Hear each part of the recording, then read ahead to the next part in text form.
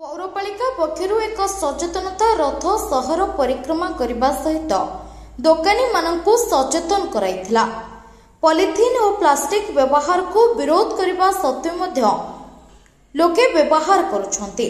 आगकु दोकानी मानकु जरिमाना करासिबो बोली कहिसंती पौर निर्वाही अधिकारी सुकांत कुमार बेहुरा। सरकार द्वारा पॉलिथीन एवं सिंगल यूज प्लास्टिक निषिद्ध कर पौरपालिका तरफ बारंबार सचेतन कर पॉलिथीन एवं सिंगल यूज प्लास्टिक व्यवहार बहुल मात्रा में बढ़ी चली।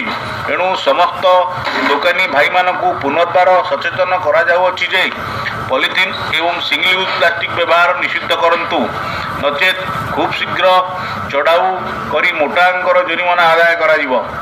निर्वाही अधिकारी ढेंकानाल पौरपालिका द्वारा सर्वसाधारण अवगति निमंते जनाई दि जाउछि सरकार द्वारा पॉलिथीन एवं सिंगल यूज प्लास्टिक निषिद्ध कर पौरपालिका तरफ बारंबार सचेतन कर पॉलिथीन एवं सिंगल यूज प्लास्टिक व्यवहार बहुल मात्रा में बढ़ी चली।